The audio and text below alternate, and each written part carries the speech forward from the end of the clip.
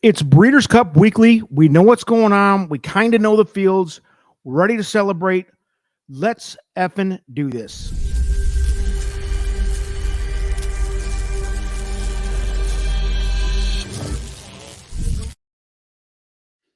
What's up, everybody?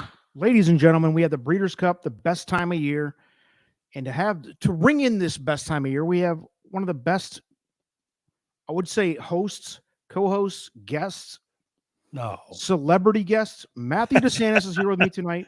He joined last time and we talked this through, but now we have a little more education on what's actually happening. Matthew, first of all, how are you doing tonight? Man, I'm doing awesome. I got to give a huge shout out to the good folks at Pin Oaks Stud for sending me a little Go Rocket Ride cap. I appreciate that. Very nice of them to do that. I figured I'd wear that today instead of my little newsboy cap, and got to still wear something to keep the hair contained. But listen, man, doing great. Super excited about these races. So excited about the number of international entries we have, both from Europe and Japan. And it's going to be a lot of fun to get into this and talk about this. But it really is like almost Christmas Day.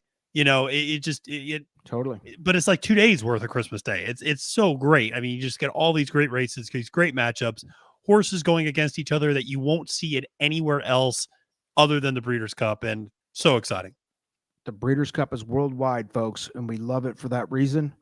Listen, so the Pin Oak folks, spoiler alert, they will be on next week. At least one of them.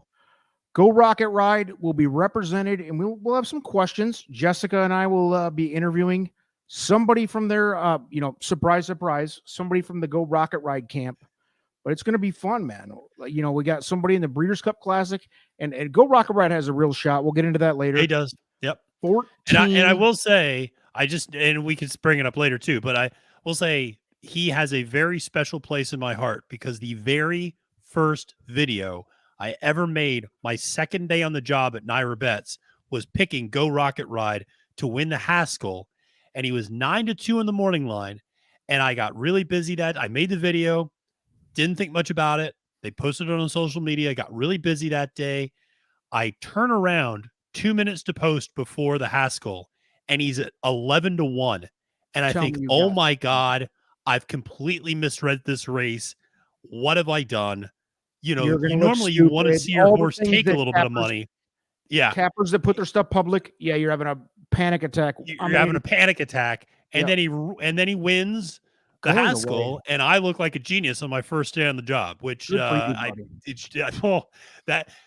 giving out your first winner on your first video buys you some credibility for a few weeks at least. It helps you out through the dry spells. And that was good. Looked like a genius. So yeah, we're doing that. And something else coming up, by the way, folks. Great. We have a huge announcement. Maybe you've seen it. Maybe you haven't. Let's share something real quick here. The 24 hours of Breeders' Cup coverage, folks. And this is absolutely silly, stupid, fun. We're having fun with it. I saw somebody retweeted this thing and said, is this really necessary or something like that? And I just sat there up to myself and said, I could reply to that or I couldn't. This isn't about like up to the minute coverage at 3 a.m. on Friday night before the Breeders' Cup Saturday. This is about friends getting together, chatting, having a few drinks, getting to know each other a little bit because this community's not tight enough, in my opinion. And plus, there's such a big around the globe contingency in this Breeders' Cup event. Absolutely. It gives people all over the globe a chance at 3 a.m. Here, guess what, folks? It's 3 p.m. in Japan or Europe somewhere. Yeah. And it's all over. So that's the reason for this. And yeah, it's a little bit silly. And there's going to be some hours that aren't the most thrilling hours you've ever seen in your life, but it's going to be fun. We have Cap from all over, dozens of hosts, dozens of special guests, industry folks. I mean, I've already talked to about 20 people on this, so I'm in. You know that I'll be there. I'm there. I'm holding down some late night hours, some early morning hours. Like I'm there. I love it. I mean, this is an idea you and I kicked around for a little bit, but I mean, before we put this all into, before you guys put this all into motion, I think it's a great idea. Anybody who thinks do we really need this? Doesn't get the point. Yeah, Like they you don't said, get it. the point is not we need to cover every single angle Yeah, of every race for nobody's all trying to learn 24 anything at hours. 2:35 in the morning on. Right. It's about having fun. It's about talking about, Friday night into Saturday, talking about some bad beats, some good wins, like who's cashing tickets, what are Well, we doing camaraderie, guys. tomorrow, the camaraderie, the excitement, just That's how I met you. That's how I met exactly. every one of my friends. I've got 50 friends in the horse racing industry from stuff like that. So everybody shut up about the. It was just one guy, by the way. So it's not like I'm getting a ton of pushback, but Yeah. everybody It's else gonna be thinks it's a great. great idea. But I'm hung up on Love the it. one idiot. Yeah. So f that one guy. But anyway, Not Mr. Automatic though. Mr. no, Automatic dude. needs to If be. he shows up and I still owe it to the world to clip that, and we got to go back on that. There you We've go. been talking about it for 6 months. It ain't gonna happen, but I'd love for it to happen. We I have love it. 14 World Championship events coming in. The Breeders' Cup weekend, including 5 on Juvenile Friday. And Matt, I know you are just as on top of this as anybody in the game. Yep. Let's get this thing started. Let's go, baby. I love Juvenile Friday, and I made you a little bit of money last year on Juvenile Friday, Dude, so that was good. Last year was incredible. Most of my money was made. We'll talk about it, but Yeah. I made a ton of money on Forte beating K-Rock last year. You did. One of my few bright spots in horse racing. It was public. I went hard on that one, and it showed up. And we have all the footage you could ever need to prove Absolutely. it. But yes, for sure, you helped me, especially the turf short races. You're the man on that stuff. I got no clue. And speaking of turf short races, Juvenile Turf Sprint is the first event up on Friday night. I don't know. I guess they start at about 5:00 Eastern in the U.S. Let's talk about it. Do we know of Brightwork Dreamfire? They're not running this race, are they? I would imagine not. I mean, the Juvenile Phillies and the Juvenile Phillies turf would seem to be obviously their first destination, their first choice. So I have a hard time thinking there. Although I will say, I maybe unlike other people, don't particularly think Brightwork is actually cut out for doing 2 turns. I know some people really rave about his pedigree. I just don't see it when I actually do a lot of digging into his pedigree to suggest that he's going to like going a mile and a 16th. And so he doesn't want to do the 5 furlongs, and he's not, get him off the turf. So, I mean, it's too bad, but he's going to go to the Juvenile Fillies, or she's going to go to Juvenile Fillies, I should say. So assuming that they don't run, who do you like here? Do you have anybody picked out? Or Big Evs is for Michael Appleby is just a monster coming over from Europe. This is a horse that is 3 for 5 winning, already has a Group 2 win, Group 3 win, and ran against some really good horses. And the only time this horse didn't run well was in the Nunthorpe Stakes, which is a Group 1. And oh, by the way, this 2-year-old ran against older horses. He ran against Highfield Princess. He ran against Bradsell. He ran against horses you're going to hear about in the regular turf sprint. So that's the only time that Big Evs did not run well. Every time this horse has run up against other 2-year-olds, it's been just a slaughter. So that's going to be the favorite. I think that's the horse that's really hard to get around. I know a lot of people are going to look at No Name Mets for George Weaver. That barn absolutely has been on fire for sure. And another one that I'll just mention, Crimson Advocate for Weaver coming over, obviously ran overseas at Ascot, won over there. We'll see if that horse can back up another big effort. And then the last one I'll mention is Jessica Harrington's Give Me the Peep Boys. Very good horse for a trainer who I have a lot of respect for. Shout out, Give Me the Beat Boy. That's a good old American classic on an Irish horse. Let's move along, folks. Juvenile Fillies. Yeah. Net Jets. We have a full field here. Will this be let's start talking about this, because this is a thing. Yeah. Last year, I mean, I've always known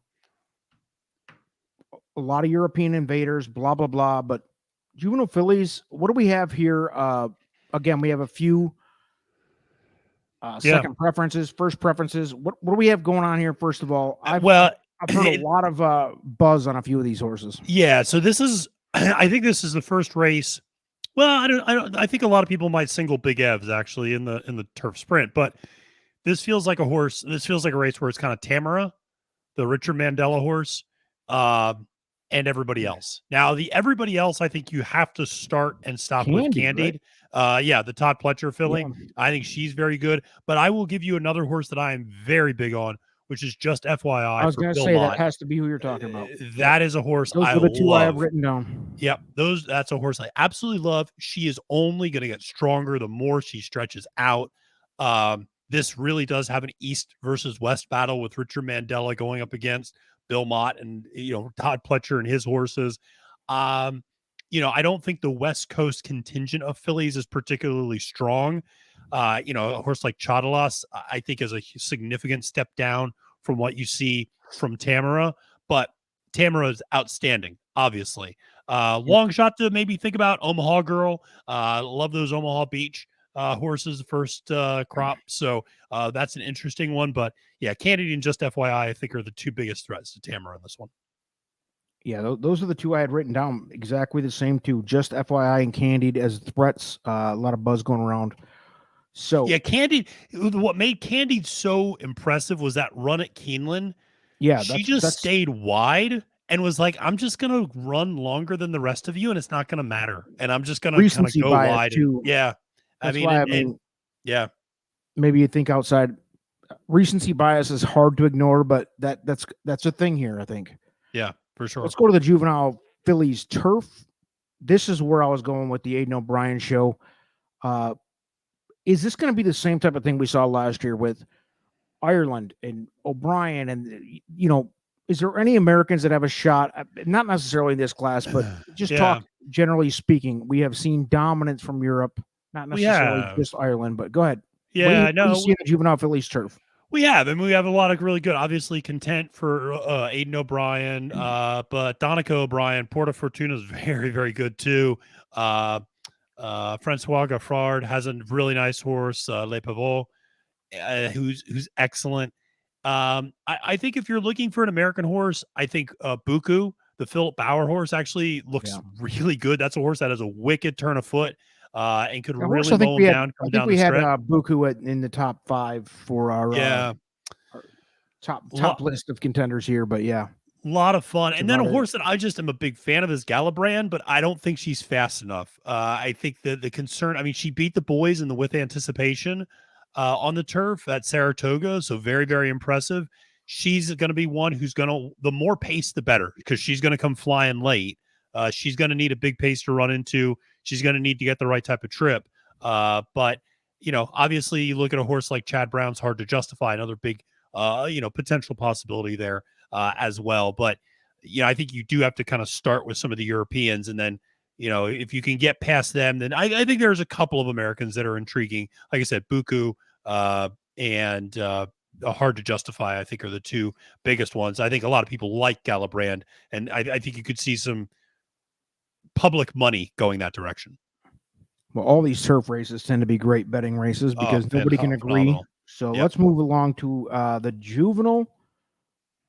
And listen, does Baffert have? I feel like Baffert has a super dominant barn, but we all know California racing's a lot different than, say, New York, Florida, Kentucky. How do you feel? Because to me, it looks like at least the vibes I'm getting around my circle of friends is that Baffert's got the barn right now. Is that true for you, in the juvenile? I don't think it's as true. I think I think last year, actually, I would argue that he had a better group in terms of going into this race. But Prince of Monaco, we've not seen for a minute. So there is some recency bias maybe with some of these other horses. Muth, I know he's coming off a win, but I've just never been a huge believer in that horse. And I'm willing to doubt him. And he also got just embarrassed by Prince of Monaco. So if you're going to go which one of these Bafferts is more alive, then I'll go with Prince of Monaco. Yes. But I think Locked is a really serious horse for Todd Pletcher. That's a really, really good horse that does have a little bit of Forte vibes. Like, oh, here comes the Pletcher horse that's going to challenge the two Baffert front runners. And he's going to come from off the pace, and he's going to kind of just maybe do what Forte did last year. We'll have to see how this race plays out, but I could see, much like last year, where some of these kind of rabbits got up and really pressed an aggressive pace and pushed the Baffert entries more than they traditionally were pushed in California races. And it opens things up for horses coming from off the pace. And then I'm a big fan. I want to say, if you're looking for a long shot to play underneath, I think the Wine Steward from Mike Maker ran a really good second to Locked last time out. I think that's a horse that's a really interesting one to take into consideration. Simply based on name, the Wine Steward, I fully agree that is a great name. We talked about this last time, but yes, Prince of Monaco. I mean, like you said, a little bit of a layoff, but that horse, I'm with Prince of Monaco right now, I think, but man, it's tough. I mean, when isn't any juvenile race tough? Speaking of tough juvenile races, the toughest of them all, to me, without a doubt, the juvenile turf. And look at this, guys. I mean, depending on what day we're talking about, who do you like here? My notes, all I have written down is, who do you like here? This is going to be a wild one, probably the wildest, most unpredictable one, or at least one of the most unpredictable 2 or 3 of the weekend. Give us a clue here, what you're thinking. Yeah, so this is one where I really like River Tiber quite a bit. I think River Tiber is kind of a really interesting horse for Aidan O'Brien. I think Johannes Brahms is another good one for him too. But I'm a little bit more partial to River Tiber, and he reminds me a little bit of Meditate last year, who of course won the juvenile Phillies turf. And in the same way that River Tiber kind of started off perfect 3 for 3, and then runs up against a horse, Van Dijk, who he loses to in consecutive races. And it's very similar to what Meditate did last year. Meditate was like this huge favorite that everybody thought was going to be this monster. And then he gets beat by Tahira right before he comes over to the Breeders' Cup, comes over and he wins the race easily, or she wins the race easily, I should say, Meditate. And I don't know. I get a very similar vibe of like, okay, here's an Aidan O'Brien horse who ran up against a monster and ran up against a buzzsaw. Now he's coming over, and this could just be see you later for the rest of the field. So I really like River Tiber quite a bit, but this is a deep field. Yeah, no doubt about it. It's hard to even try to boil it down. Because I mean, you could make an argument that. Yeah, you could make an argument there's like 2 other Aidan O'Brien horses you like more. I mean, it's wild. I mean, it's a wide open, great betting race.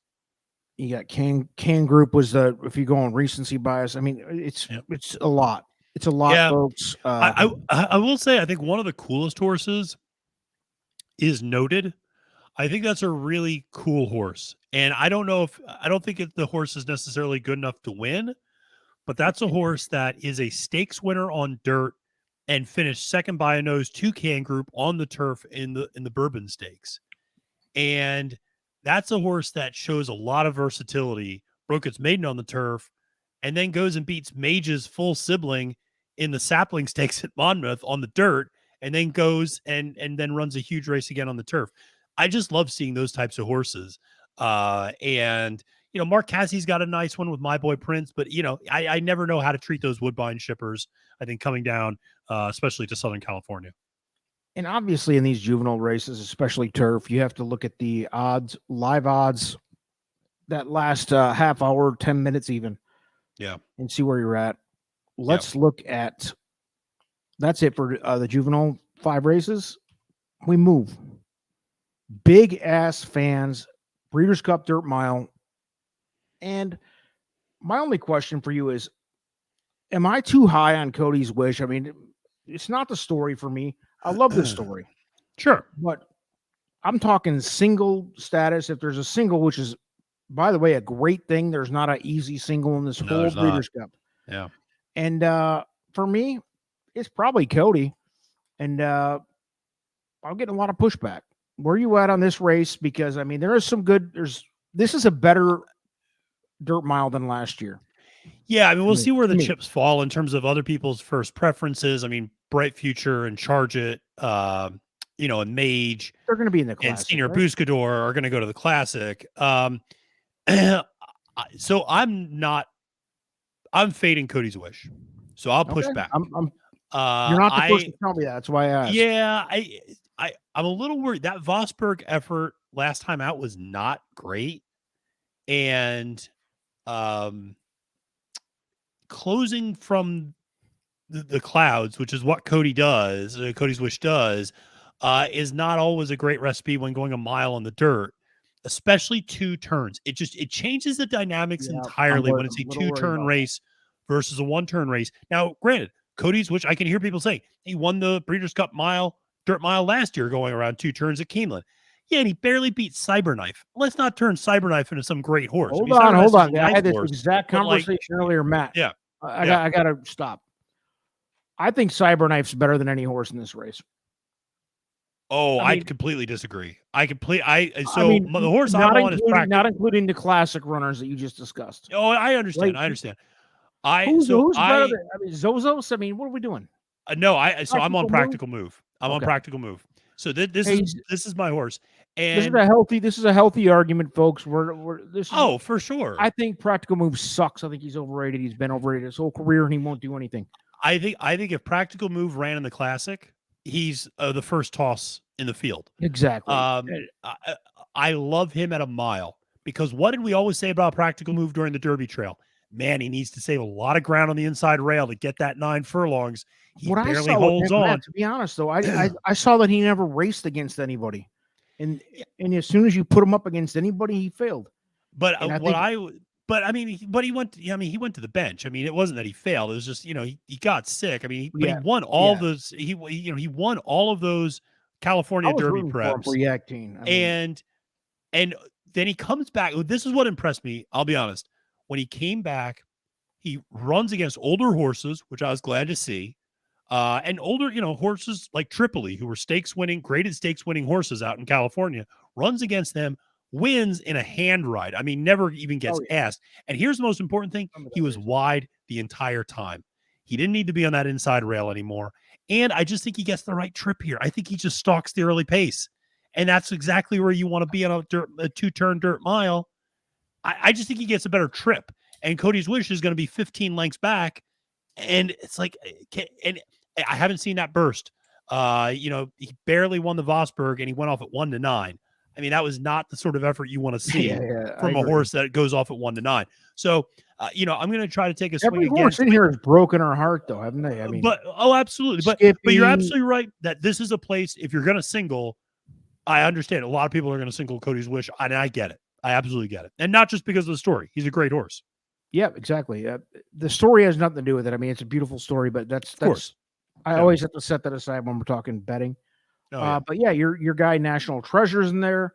Zozos is getting some run. Skippy from Safi.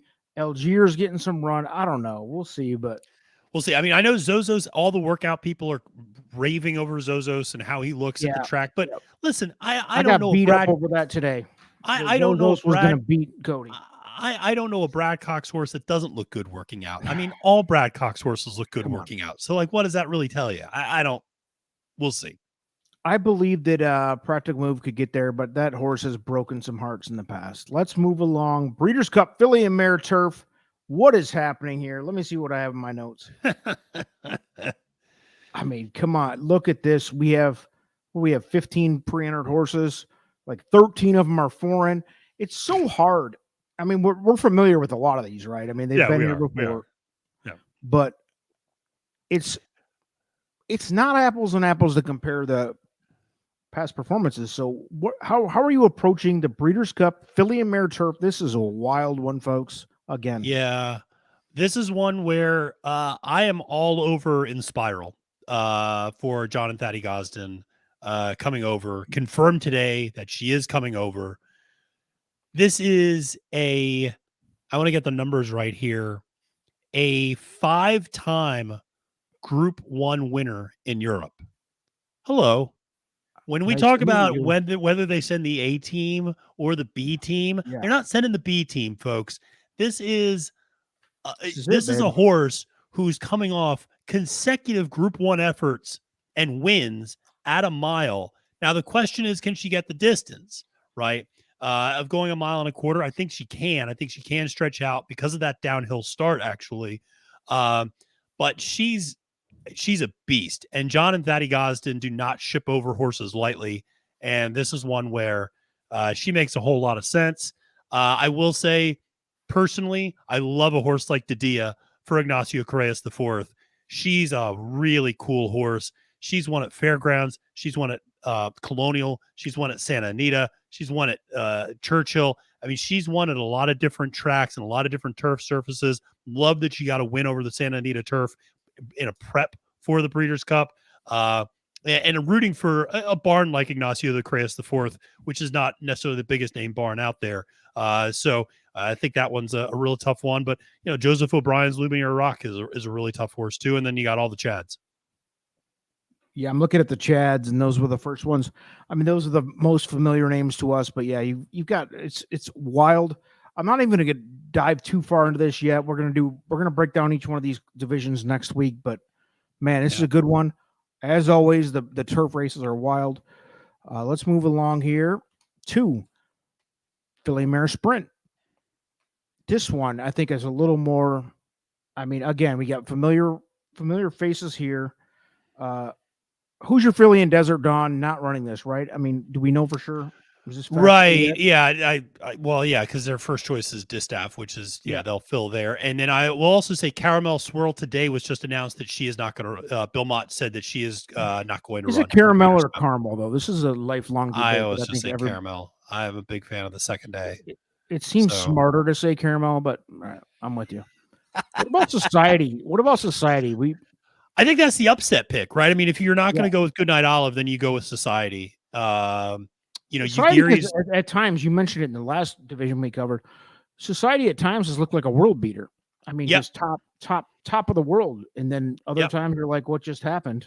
Right? No, it's just so frustrating. I do kind of I find myself rooting for Society to win this race. Only because Steve Asmussen obviously was going to have Echo Zulu in this race before her injury. And it would be kind of cool if Asmussen still won this race with kind of his second horse in Society, maybe a little bit in honor of Echo Zulu, the stablemate. But I think this is another one where people might attack this race as a single with Goodnight Olive and go, listen, this is the horse that won this race last year. You could argue 7 furlongs is Goodnight Olive's best distance. Yes, she got beat by Echo Zulu, but Echo Zulu was going to be the odds-on favorite in this race if she ran. Right.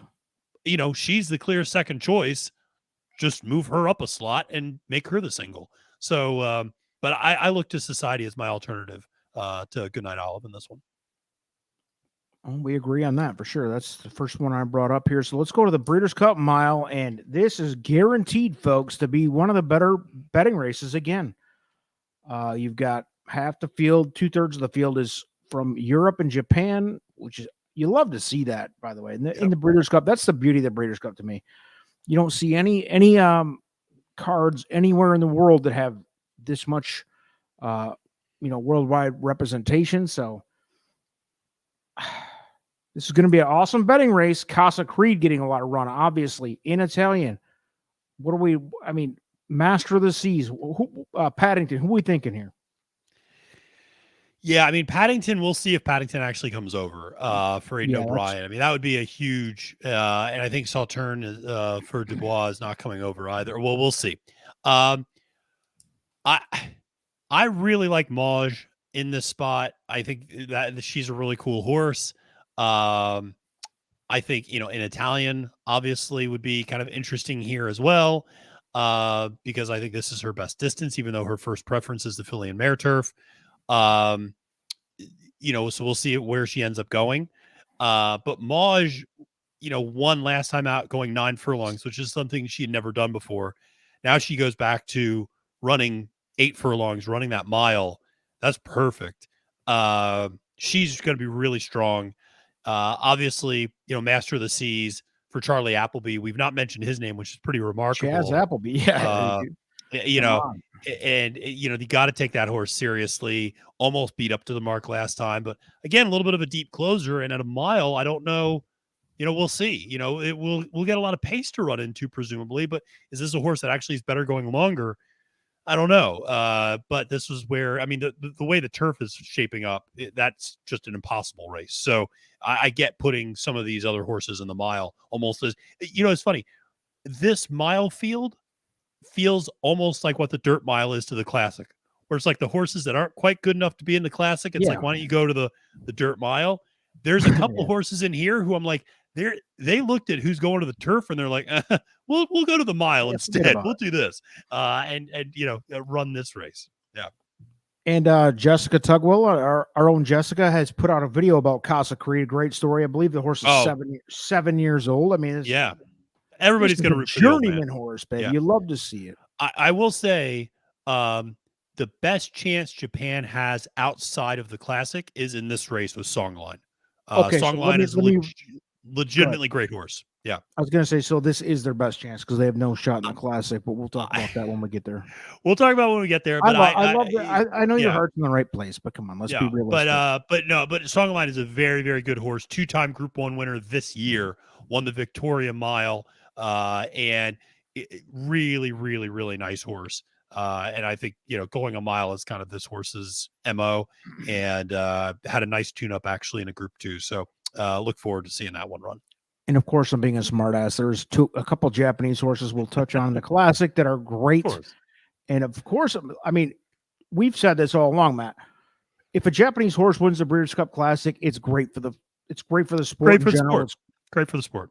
Yep. I root for it every time. Or the Kentucky Derby with Derma earlier in the year. I'm all for it. It's not that I'm rooting against it. Breeders' Cup Distaff. And by the way, what kind of a weird order this year. I know they switched up the order a little bit. I'm not sure. I guess that was for optimizing television marketing BS, whatever. The Distaff come in race, I guess, middle of the day rather than late in the day like you'd expect. But yeah, here we go, baby. Is Idiomatic going to get it done? This is another one where gun to my head if you're picking a single. Maybe. I love Idiomatic a lot more than most people do, I think. Where are you at on this one? It's clearly I like not an easy field, but no, it's not. I like Idiomatic a lot. The question is, what's the trip going to be? Because the issue is randomized. So randomized wants to do the same thing Idiomatic wants to do, which is wire the field. And do you then set up a pace tool? And then you bring in the issue of what happened 2 years ago when everybody ganged up on Latruska on the front end. And you got a super hot pace. I know my dad's still pissed off about it. And it was the biggest bet I've ever placed in my life. Thank you. And they ganged up her on the front end, and she just couldn't keep up. And they set a blistering pace. And speaking of Japan, the horse that ended up winning was Marche Lorraine, the Japanese horse, for Japan's first ever Breeders' Cup win. So the question is, do they press? Does Idiomatic and Randomized, do they wear each other out up front? And then in that case, you're looking for some horses coming from off the pace. Obviously, the faster the pace, the better it is going to be for Clairiere, who I think has admittedly not run great the last couple of times out, but it still has the back class to suggest that she should not sure what Clairiere is take anymore. To this distance. That's the concern. That's absolutely the concern. Pretty Mischievous has been a really impressive 3-year-old. Can she continue to take a step forward? Search Results is going to sit right there. This is a really great betting race because I think you could make an argument for Leta Vita. I think you can make an argument for Wet Paint if the pace gets hot enough. So our guy Formula has Wet Paint at like 2 or 3 on the board, and I'm like, you're crazy. I think Wet Paint has no shot. But if you get a pace meltdown, then all bets are off, right? Yeah. Then all of a sudden those deep closers suddenly get a shot. Fully agree.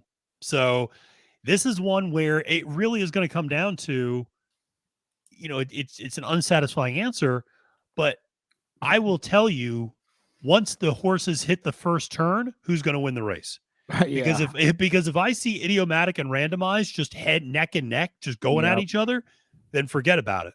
But if Idiomatic gets out to the lead, it's over.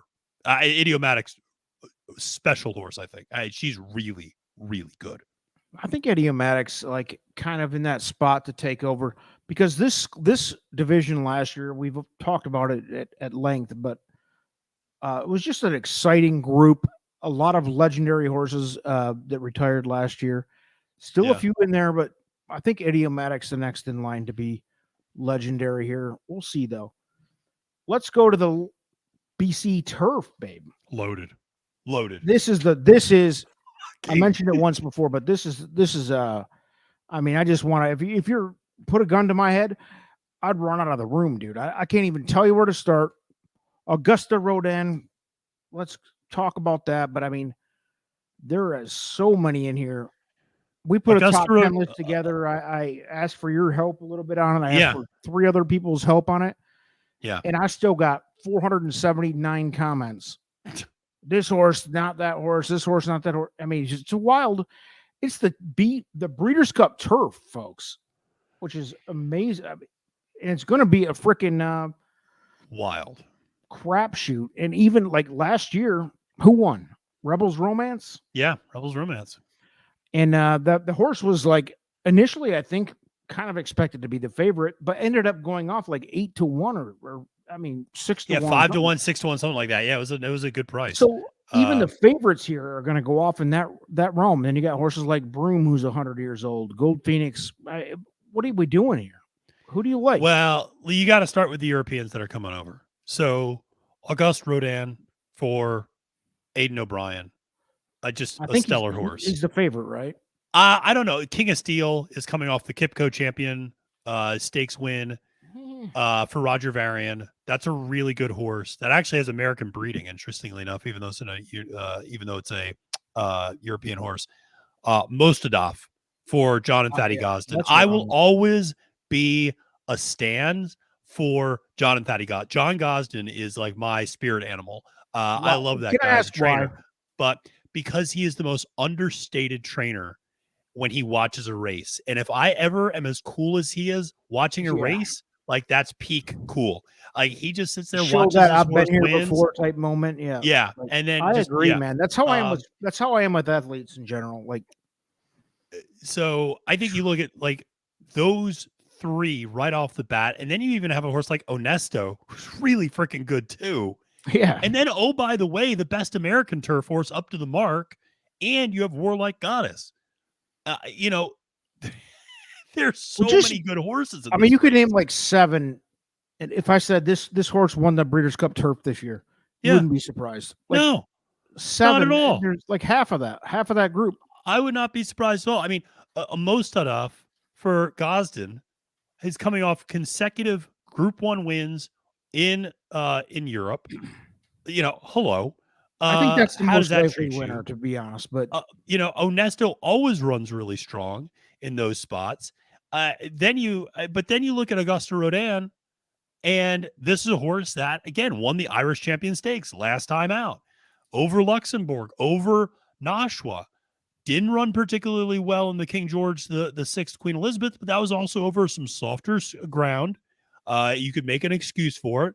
But prior to that, I mean, this horse 6 for 9 winning in its career, and he's 3 years old, and he already has 4 Group 1 wins in Europe. I mean, come on. Ridiculous. So give me your top 3 in order, real quick. I'll go Mostadaf, Auguste Rodin, and then King of Steel probably. All right. And I honestly do not think America will hit the board in this race. And I know that's my hot take is I don't think Up to the Mark is that good. They usually, I mean, I think Mostadaf, if you're putting a gun to my head, that's my pick. But I mean, how confident are you? And again, this is going to be another one like Rebels Romance where it's going to be maybe the favorite, but maybe 5-1. Right. And we'll see once selections come out who actually is coming over. But I think Augusta Rodin's going to be the favorite. But yeah. Tread lightly on that one, folks. We're going to the BC Classic, and here we go. You know, as far as American horses go, this is the display of the best American horses in the world. Usually, we do have a couple Japanese horses, as Matthew mentioned earlier. Ushpa Tesoro, Dermasotogake, and we have a ton of talent here. I think we pretty much know that most of these horses here represented on this list will be attending, correct? I mean, yeah, King of Steel is the only horse that's not going to run. Right. He'll run in the turf, and that will bring in Clapton. So Clapton will get into this race as a result of that. But everybody else, I mean, Senior Buscador, I would imagine is going to do this. I mean, his running style would certainly indicate that he would want to do this. Senor So Buscador is everybody one of else these horses that has been hanging around for about 3 or 4 years. he's been around. And Yeah. And he shows up when you least expect him to. Not saying he's going to win the Classic. I mean, it's kind of a ridiculous thing to think, but at Yeah. the same time, he has done some wild things in his career when you didn't expect it. But I mean, to me, it's Archangelo, Arabian Night, Go Rocket Ride, and everybody else. I don't think the Japanese horses have a realistic shot. Sorry. I'm not trying to be an asshole. I think they're great horses, but I just think that I think this race shapes up very similarly to the Distaff in that Arabian Night, we know what Arabian Night wants to do. But here's the thing, I know what Saudi Crown wants to do as well. Saudi Crown wants to do the exact same that's thing. the wild card. Is wire the field. Now, I was there at Parks for the Pennsylvania Derby. Saudi Crown went 47-1 to the opening half unprompted. Nobody was pressing the horse. Yeah. He just ran 47-1 to the opening, just for shits and giggles. He just was like, I want to run this fast. And that's a really fast horse. And if those two get locked up, then give me those horses coming from off the pace. And I do think a horse like Go Rocket Ride stands a really good shot because that's a horse that naturally likes to run an object. And I think we'll get a better setup than the last time he faced off against Arabian Night. I think a horse like Proxy could get a really nice setup. I think a horse, Proxy's my dark horse if I was going to name one. Yeah, I think even a horse like Bright Future, I'm not a huge fan of that horse, but could get the right setup. Zandon could get the right setup. Listen, I know be amazing if Zandon got there. Yeah, well, when you know it? I mean, he is coming off a win at the Woodward, and sometimes you wonder, did he figure something out? He finally won. Did he, did something click? He hasn't won a big race since the Bluegrass. I mean, yeah, he won the Woodward, and then you're right. But like in between the Woodward and the Bluegrass, he finished second and third all the time. And great horse. I mean, he really is like Midnight Bourbon. Like he hits the board all the time, but he just doesn't win. And the Rest horse in peace, MB. Yeah, very much. I mean, obviously, anybody who was watching the channel back around Kentucky Derby season knew that I was hyping up Dermasoto Gake, who I think ran a pretty respectable Kentucky Derby after almost unseating his rider at the starting gate and still finished sixth. I actually like Ushba Tesoro more in this race. I think Ushba Tesoro, Dermasoto Gake has not run since that Kentucky Derby. That's a problem. Ushba Tesoro, what is he going to be? Yeah, Ushba Tesoro is a legitimate horse and is going to sit a very useful trip. He likes to track the pace, which is going to be perfect. Now, is he good enough? We'll see. But he's going to have it set up in front of him, I think, for him to run a really big race. Looked fantastic in a prep in Japan last time out. So, if Japan's got a shot at Ushba Tesoro, I do like Go Rocket Ride quite a bit in this spot. Proxy's an interesting dark horse. I think Zanda's another interesting one. I'm fading White Barrio, but it's a wide open classic, man. Another great betting race. Mage, we didn't even mention the Kentucky Derby winner, which he just didn't look good in the Travelers. I mean, that horse had his day, and I mean the biggest day. So yeah, the horse will go down in history as a champion, but he hasn't showed it since. Yeah, I think it's Archangelo's race to lose to me. I do think because he'll get the setup too. I mean, I didn't mention it, but he'll get the exact same setup. It's going to be perfect. And I'm not breaking any ground here. He's going to be the favorite. Yep. Arabian Night's probably going to be the second or third choice. So I'm not reinventing the wheel here, but I just think they're better. Let's go to the Turf Sprint. Yeah, which is we're down to the last couple races here. Turf Sprint. We have some familiar names. You mentioned Bradsell a little while ago. Yeah. What do we have here? I have again, I lean on you for these turf races with a lot of the European contingent. Yeah. Tell me what you're thinking here. Yeah. I mean, I think it's an interesting field, and it's a 5 furlong race, which is kind of a crapshoot. I mean, it's like it's out of the gate or don't. If somebody doesn't break well, but the race is over. And so it's just like, all right, well, all you had to do is last year with Golden Pal. Golden Pal didn't break well. Mm-hmm. All right, see you later. That isn't going to work. So bad memories on that one too. Yeah, I mean, that was the low spot. I had a really high spot for a overall Breeders' Cup, but that race kicked my ass and beat me out of some Yeah. And plus, you want to see a horse like Golden Pal get out of the gate. But anyway, sorry. Go ahead. Absolutely. No. And I think that, you look at a horse, obviously people are going to go to Caravel, who won last year. I always am going to think Caravel is susceptible when she's pressed. And she has not looked her best the last couple of times out. I know she just only barely lost by a neck coming off a little bit of a layoff last time out, which was, probably more of a tune-up. Maybe she wasn't all the way cranked up. Listen, I think Bradsell is a horse that I think was probably a little bit better last year, but is certainly very good. I know a lot of people really like Nobles, and that horse, it certainly can run some big races and should like the 5 furlongs rather than stretching out. And the horse that I'm really intrigued by, though, is Roses for Deborah, for Christophe Clement, because that horse looked like an absolute world beater up in New York, and then got stuck on that yielding turf course in the Parks Turf Monster and just couldn't make up ground and finished third. But I really like Roses for Deborah. I think she's really good. And, and I will say, so we talked about Songline already for Japan. We talked about Ushba and Derma. Jasper Crone is another Japanese horse who is super fast. I don't know if this horse is good enough to win, but I think it's probably the biggest wild card Japanese horse. If you're looking for like, who's like the Marche Lorraine, who's like the long shot Japanese horse that could win. And it always happens. Jasper Crone, maybe. Yeah. It always happens in the Breeders' Cup, at least like out of in this race in particular. 5 or 6 of them are going to be big wild cards. Because let's remember, last year Caravel was 44-1. I mean, she was the long shot. She was the crazy long shot that won this race. So was Tyler on Caravel? Yep, always. Yep. That's, you do not, if you're going to play like horizontals, babe, and Tyler's on a turf horse, you just throw them in.